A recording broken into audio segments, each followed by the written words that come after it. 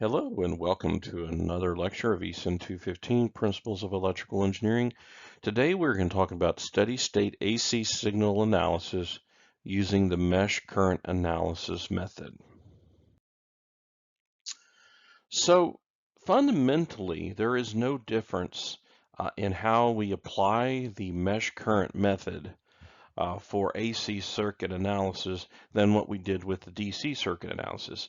As we had with the nodal voltage, it's the same principles, the same equations in the end that end up happening, the same application in the case of nodal voltage analysis using Kirchhoff's current law. Here we're applying Kirchhoff's voltage law and using the mesh current method. Um, the only thing that has changed now is we've introduced complex impedances to this, where we now have inductors and capacitors, and we're now, have the signals now have a cosine term and have a frequency component, omega, which is equal to 2 pi f, and a phase shift. Other than the changing of the components and the introduction of a new math concept called phasors, we really haven't changed significantly what has gone on. So that's why it was important for you to have practiced, and we spent so much time focusing on phasors, complex impedances, the concept of AC signals, because once you have mastered the ability to go back and forth between rectangular and polar form of the phasors, and you have mastered being able to take a frequency in radians per second or in hertz and convert your impedances over from the actual unit values of, like here we have an inductor with 0.3 henries, and convert that over to its complex impedance form for this given circuit, then it's straightforward to do. Now we're going to do that. Let's go ahead and apply now the mesh current method. And basically the next several slides, this is actually a fairly short lecture, and most of the focus is on just applying the method on circuits we've already seen. So we have a circuit here. We've seen this earlier in a previous lecture, but now we're going to apply this in a different way. Now, previously, when we were doing complex impedances and kind of the general setup, we combined all these into one complex impedance, and if you will, an equivalent impedance, just like we would have an equivalent resistance. And then we computed the current I of t based upon V of S, just applying Ohm's law, and of course replacing resistance with impedance. This time, though, we're just going to do mesh current method.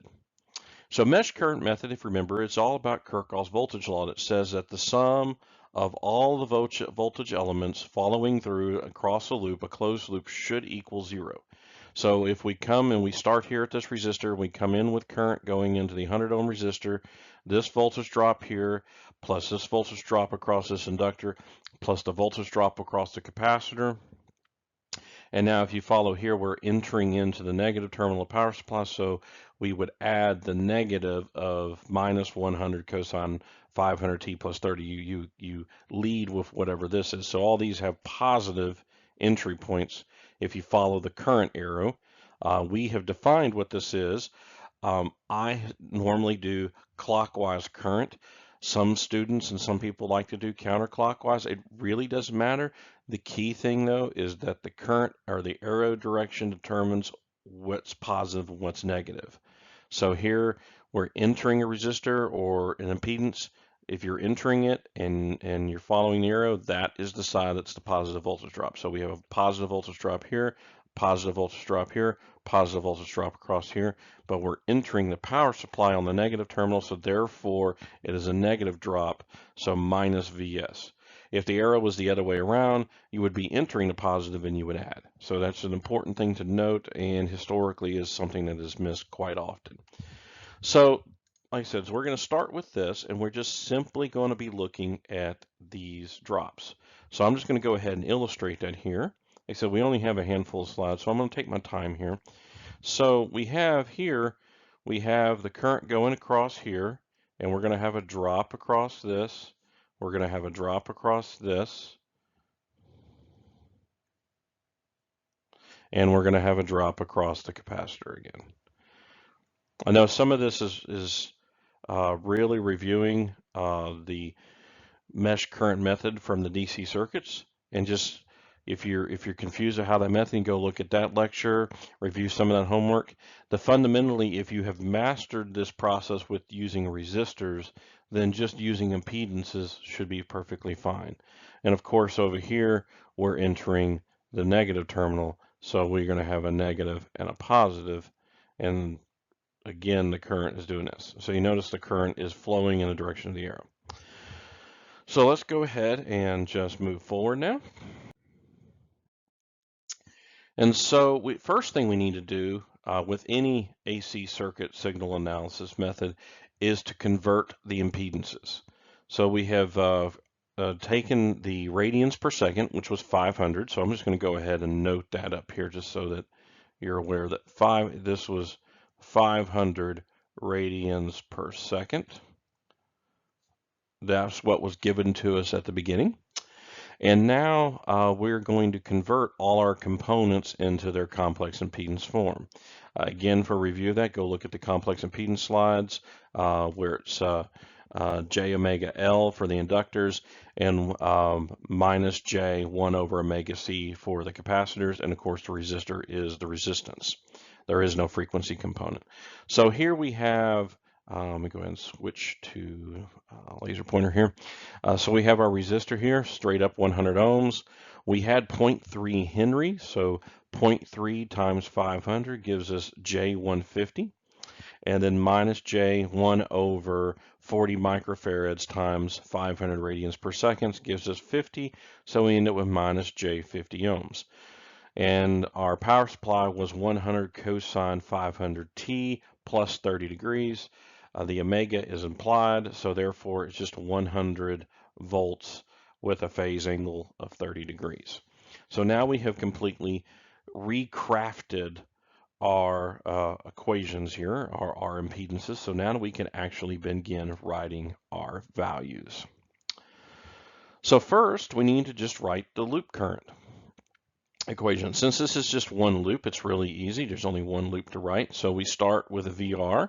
So we got the voltage drop across VR plus the voltage drop across VL or across the inductor plus the voltage drop across the capacitor VC. And then we subtract minus VS again because we enter the negative terminal. All that must be equal to 0. So if we use that, the question then becomes, what is the voltage drops for these? Well, that's just simply Ohm's law. So we have VR is equal to ZR times I, VL is ZL times I, and VC is ZC times I. So we can replace our equation with those, our master equation up here, our mesh current equation with the actual equation. I usually start at this step because this is usually fairly straightforward to know. And you are solving for I in this case, we might as well just go ahead and begin with this. But if you like to start by writing the actual voltage drops like this, is perfectly fine. It's just the next step is to write it like this. And obviously I went ahead and moved VS onto the other side of the equal sign, so everything is now equal to VS. Now you can just solve for I. This is a very basic circuit to solve, and this again was one we showed in the impedance lecture. So it's just VS over the sum of the impedances, which makes sense because that's exactly what the previous example was in the previous lecture, was just given the find the equivalent impedance of the circuit, determine the current. So, and that's exactly what's happened here. The equivalent impedance, since these were 3 in series, it would just be the sum of the 3. And then you just subtract, take the division of ES over that sum. So fairly straightforward to do. In this case, of course, we actually have values. So we have 100 at 30 degrees phase angle over 100 plus 100J. That is adding all of this up. You could just stick this straight into your calculator and solve. You could turn both of these into rectangular and solve that way, or just go ahead and convert both to polar, which is what I did here. Use the phasor subtraction method, which is phasor division / subtraction, in that you're dividing two phasors, and which is 100 divided by 141.4. So we got 100 volts divided by 141.4 ohms. And then you subtract the phase angles. 30 minus 45 degrees leads us to 0.707 amps with a phase angle of minus 15 degrees, or in rectangular form, converted back, or excuse me, I didn't put it in rectangular form. I had it in just converted back to I of t. Now again, this is a major thing to always pay attention to. If on a test or quiz, or if you're working with someone and they're asking you, I need to know this in the time domain, because this is in the phasor domain. This doesn't have a variable t in it. It's implied as part of the conversion to transform back. But here we need to transform I phasor back to I of t with a magnitude of 0.707 amps, cosine 500t, this is our original omega, 500t minus 15 degrees phase angle. All right, so next circuit we have, we've had this one before. We've had a signal here where we have 2 sine 100t. We have 1.5 cosine 100t. We got these two current supplies coming in, and we're going to analyze the circuit, and we want to know what I2 is. We have a 10 ohm resistor. We have this capacitor, 2,000 microfarads, and we got 0.1 Henry here inductor. So our omega is, in this case, 100. And again, we're just looking for this current here. But we're going to go ahead and solve this correctly. So let's go ahead and do that. So the very first thing you need to do is to convert all of the impedance elements over to their appropriate value.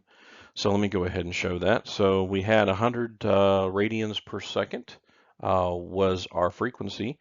And of course, you need to convert over all the elements. So we have minus J 5 ohms and plus J 10 ohms. And again, if you need to reference that, go back to the complex impedance lecture. For inductors, it's just J omega L. So we had omega 100. The inductance was 0.1 henries. So we end up with 10J. Is the impedance. And then for the capacitors, it was a 40 microfarad capacitor. So it's minus J 1 over omega C.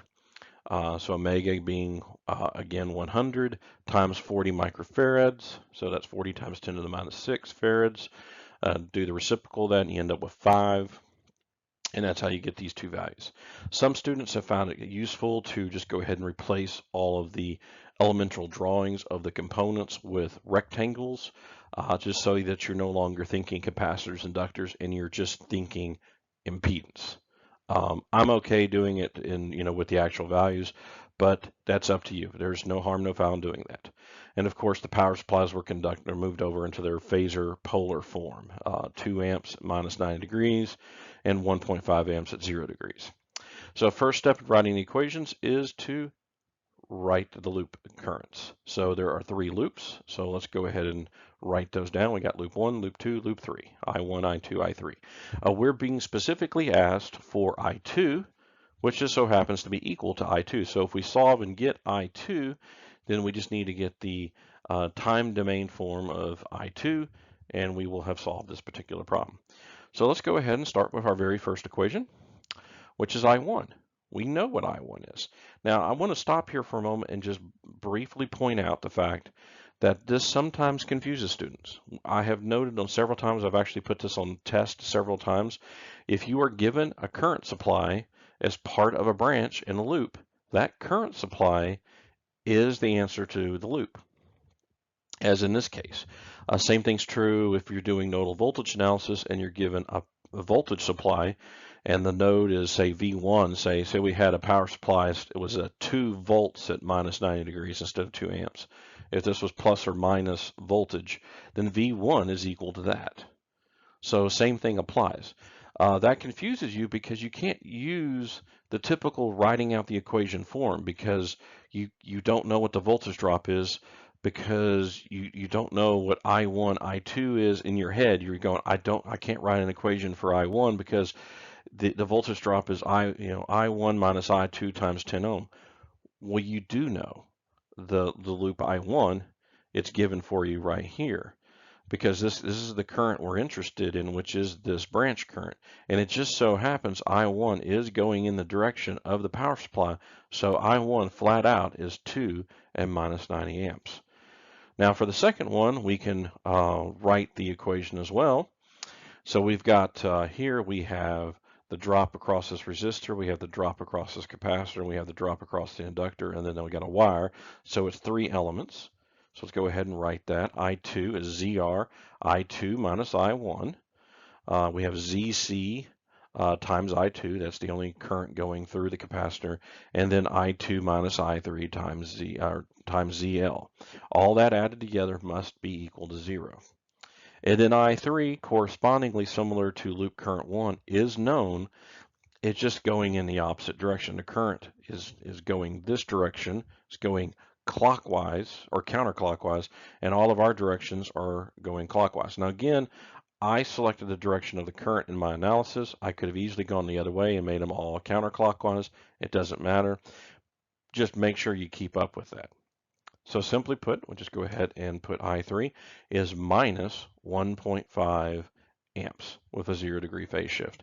You could also write 1.5 phase shift 180 degrees, but I find it easier to go ahead and put the negative sign in front of it. So let's go ahead and plug everything in. Now that we know I1 and I3, we can go ahead and put into our equation that we just had for I2 and then reduce, and we get and putting everything back into polar form, because 1.5 at 0 is just 1.5 in real. Minus 90 degrees happens to be a minus 2, so it's minus J, minus 2, so the negatives cancel, and you end up with 10I2 minus J5I2 plus 10I2J equals a minus 35J. So if you simplify this, you get this equation here, and then you can just start reducing it further, factor out the I2, and you get I2 times 10 to plus 5J is equal to minus 35J. And now we just got to solve for I2, which is just minus 35J divided by 10 plus 5J, which, if we go ahead and turn this into the polar form, we get 35 with phase angle minus 90 degrees over 11.180, phase angle 26.565 degrees. Now we solve for that, and we get I2 is equal to 3.13 with a phase shift of minus 116.57 degrees. Again, the way you get that is polar division, phasor division, which is 35 divided by 11.108, and we end up with 3.13 amps. And then the minus 90 degrees minus 26.565 degrees ends up at minus 116.57. Converted back over into the time domain, the magnitude carries over, phase angle carries over. We just need to put in the cosine and the omega t, and we get 3.13 cosine 100t minus 116.57 degrees amps. That is the solution.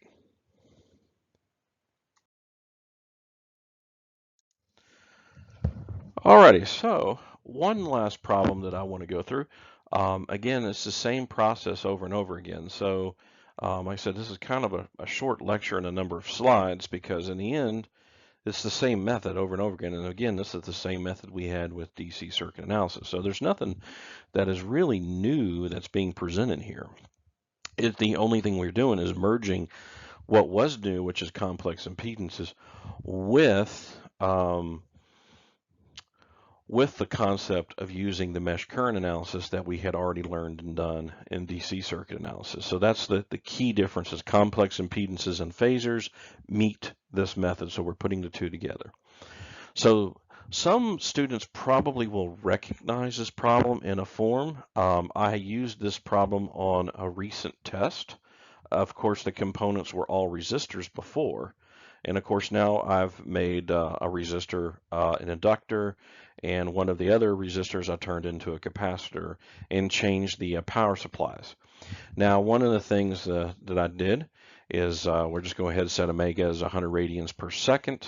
So this current supply here is 3 with 45 degree amps, and this power supply here, this voltage supply, is 5 with a phase angle of 65 degrees volts.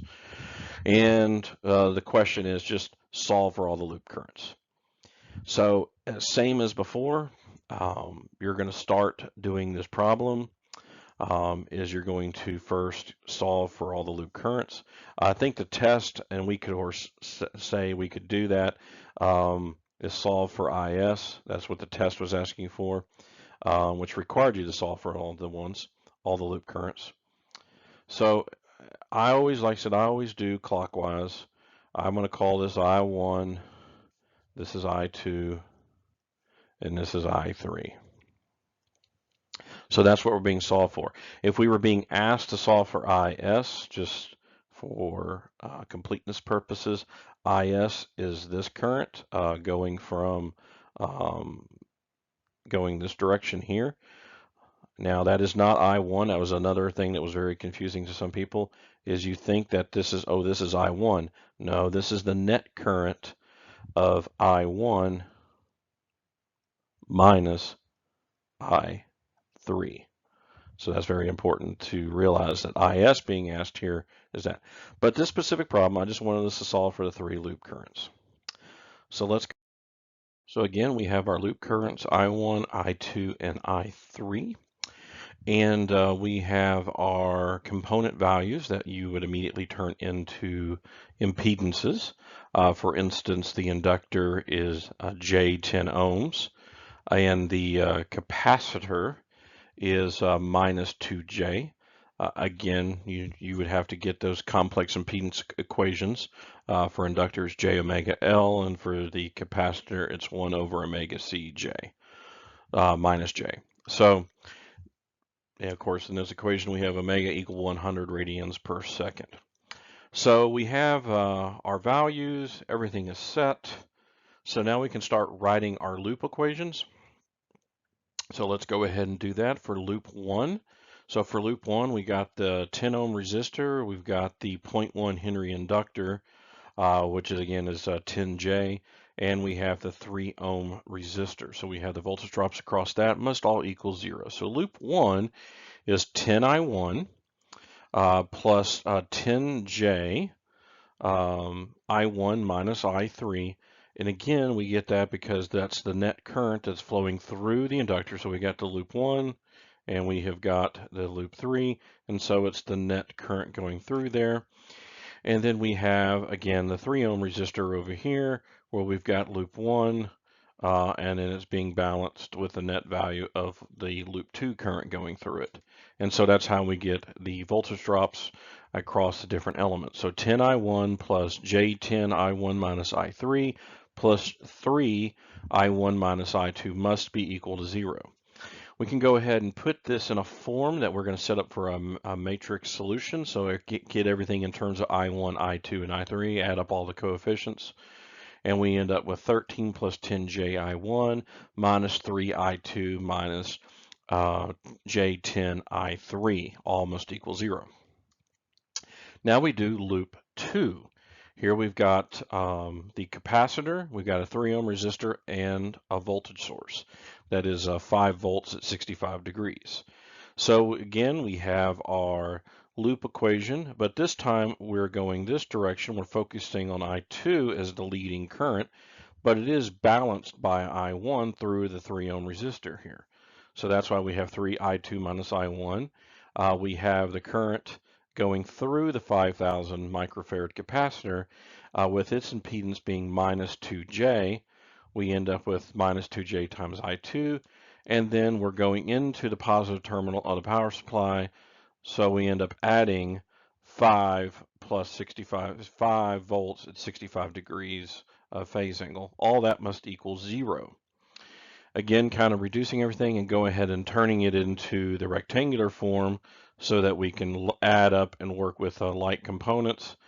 We have our phase angle and phasor here becoming minus 5 at 65 degrees on the other side, which is at minus 2.113 and minus 4.531 J. And of course, we have our equation. And last but not least is loop 3. And again, highlight this like we had in the previous problem. In this case, we have loop 3, where we have the current is flowing this way. And we don't need to set up an equation because I3 is given. I3 is this power supply. Of course, it's minus 3 amps at 45 degrees. And that's all we need to know. So now we have 3 equations. Technically, we have 2 unknowns, but I'm going to go ahead and write this in the form of a 3 by 3 matrix so you can just see what that looks like. So let's go ahead and solve that. So again, we have our A matrix coefficient matrix, which is in ohms, and that is all of the like values. So all your I1 values, all your I2 values, and all your I3 values. The second equation has no I3, so that's a 0. And then the third equation has nothing in terms of I1 and I2, and I3 is known, so its coefficient is simply 1. So this is what we end up getting. Gone ahead and also converted I3 into the rectangular form. So we end up with our A matrix here being 13 plus 10J, which for anyone wondering where that came from, it's this component, minus 3I2 and minus J10 or 10J. And that is all I1. So the I1s are here, the I2s are here, and the I3s are here. So if you're wondering where that goes in the coefficients.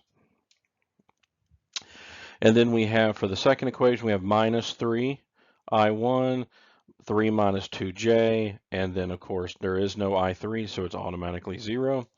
And then we just have I3 is equal to the value, so we're just going to have a coefficient of 1, meaning that I3 equal. And then we're solving for I1, I2, I3. So this will be our coefficient matrix A. This is the vector X, vector being just a one column elements again. So I1, I2, and I3. And this is our answer, our result vector. AX is equal to B. So B for the first one, we have 0 as the result. The second one, we have minus 2.113 minus 4.531J. And then for I3, it's just simply equal to this minus 2.132 minus 2.132J. So simply, the only way we solve this is just like you would in algebra, but it's a little bit of a numerical process. We take the inverse of A, multiply it by B, and that gives us X. So A inverse B. I used MATLAB to solve this. You can use your calculator, it doesn't matter. This is a numerical way of solving algebra, so this is a way of solving linear equations. I just wanted to give that review again because some students are still a little confused on using this process. Of course, you can solve this. In this case, it's a fairly easy. It's a 2 equation, 2 unknown because I3 is known, so it's easy to go through the algebra. But this is a way of doing this process numerically and using the matrix methods. So we end up solving for X, and we end up getting I1, I2, I3 is equal to, this is in the rectangular form, and this is in the phasor form, or phasor, or polar form as it's actually known. We'll just put R and then polar. So it gives a magnitude and the phase angle.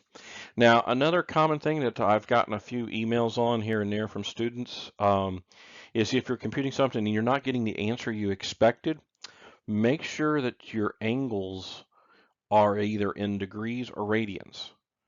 So, depending on the mode your calculator is in, and when you do computation, especially if you're doing this manually with a calculator, and you're going back and forth between rectangular, where this is the real, and of course this is the imaginary component, and this is the magnitude or absolute value and the phase angle. This here is in degrees, but you can also be in radians. A lot of the mistakes I've had with students here recently, it's just simply a matter of they were in radians mode because that was the default of their calculator, and that's fine. It's okay to use radians, where you got 0 to 2 pi is equal to 0 to 360 degrees. That's perfectly fine to do that. You just need to be aware of which mode you're in and specify that. When you solve this in MATLAB, MATLAB works in radians. So if you want to end up with phase angles in the end, that's why I did everything here in rectangular form first. So we did this first, but I also wanted to know the actual magnitude and phase angle. Once you compute the angle part of this, when you do angle and parentheses and whatever the value is, it'll give you the phase angle. That phase angle is radians, and you need to do a radian to degree conversion, which is a function in MATLAB. So very important to make sure that you pay attention to what mode you're doing your calculations in. So we have this, and that is our answer. So we now have I1, I2, and I3.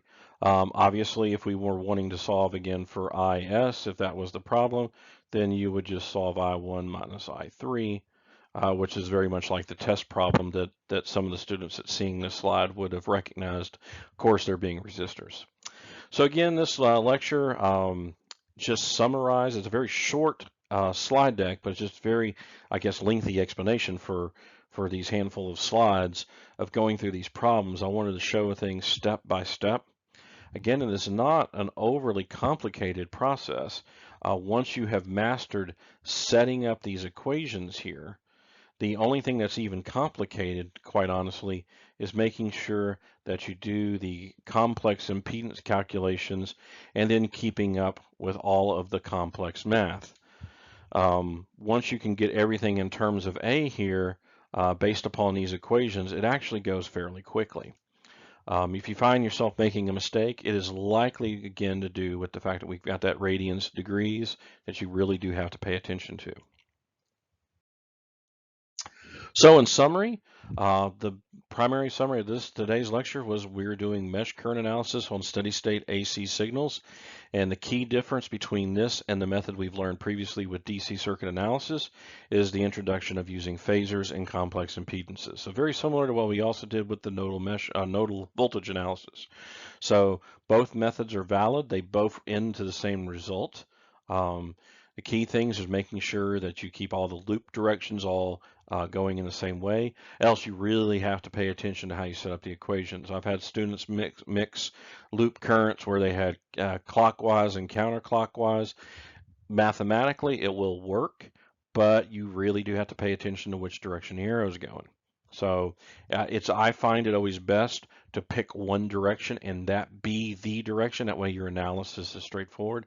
Again, I tend to use clockwise. It seems to work well for me. I've had some students where counterclockwise works for them. It doesn't matter how you plan to do the algebra. It doesn't matter as long as in the end everything is flowing in the same direction and it's all around that one loop. So again, please attend the QA to get more information and more discussion of these problems, and I'll go over a few of the homework problems for past lectures as well. Thank you and have a wonderful day.